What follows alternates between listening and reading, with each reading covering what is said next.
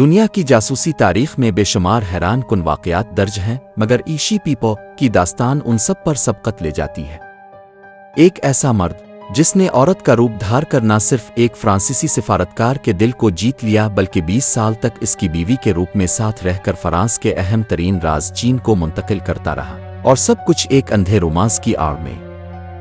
1960 کی دہائی کے آخر میں بیجنگ میں تعینات فرانسیسی سفارتکار برنروڈ باورسکاٹ ایک شام چینی اوپیرا میں پرفارمنس دیکھنے گیا۔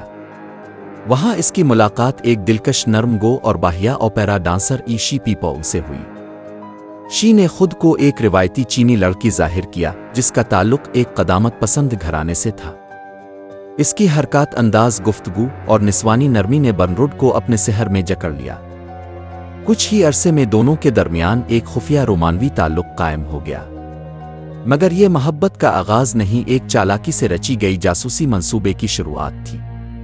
چند ماہ بعد شی نے برنروڈ کو ایک اور حیران کن خبر دی، میں ماں بننے والی ہوں۔ برنروڈ کو چونکہ چینی معاشرتی بندشوں کا علم نہ تھا، وہ اس دعوے کو سچ مان بیٹھا۔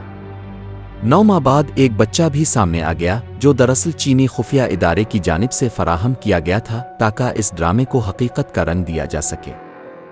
شی اور برنروڈ نے خفیہ طور پر شادی کر لی اور وہ 20 سال تک ایک ساتھ رہے، بظاہر ایک خوش و خرم میاں بیوی کی مانند، مگر درپردہ شی چین کے لیے جاسوسی کرتا رہا۔ وہ سفارت خانے کے اہم کاغذات، رپورٹیں اور راز چھپا کر چینی انٹیلیجنس تک پہنچاتا رہا۔ مگر یہ کہانی یہاں ختم نہیں ہوتی۔ 1978 میں بیجنگ میں ایک فرانسیسی صحافی مشکوک حالات میں مردہ پایا گیا۔ اس کی موت کو دل کا دورہ قرار دیا گیا، مگر کچھ لوگوں کا کہنا تھا کہ وہ شی اور برنروڈ کے رشتے کے بارے میں جان گیا تھا اور اس نے برنروڈ کو خفیہ طور پر خبردار کرنے کا فیصلہ کیا تھا۔ صحافی کی موت سے پہلے آخری ملاقات شی سے ہوئی تھی۔ جب پولیس نے تفتیش کی تو پتہ چلا کہ شی نے اسے چائے پر بلایا تھا، مگر اس کے بعد وہ کبھی واپس نہیں آیا۔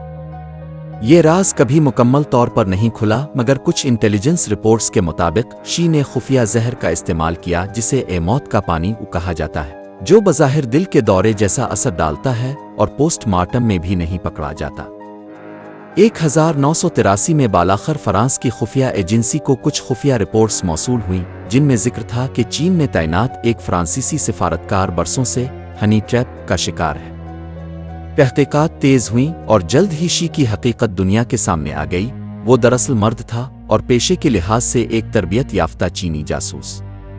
شی اور برنروڈ دونوں کو گرفتار کر لیا گیا۔ شی کو چین میں قید کر دیا گیا جبکہ برنروڈ کو بھی سزا سنائی گئی، مگر بعد میں رہا کر دیا گیا کیونکہ وہ خود بھی ایک دھوکہ دہی کا شکار تھا۔ Hollywood film M butter fly.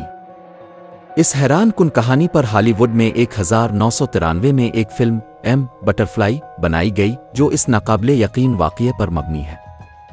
Film میں دکھایا گیا کہ محبت، دھوکہ اور وطن پرستی کے سنگم پر کیا قربانیاں دی جاتی ہے، اور کیسے ایک شخص 20 سال تک اپنی اصلیت چھپا کر ایک ملک کو بے وقوف بناتا رہا۔ یہ کہانی ہمیں یہ سکھاتی ہے کہ جاسوسی صرف ہتھیاروں، کوڈز اور ٹیکنالوجی کا کھیل نہیں، بلکہ انسانی فطرت، جذبات اور نفسیات کو ہتھیار بنا کر بھی کھیلا جا سکتا ہے۔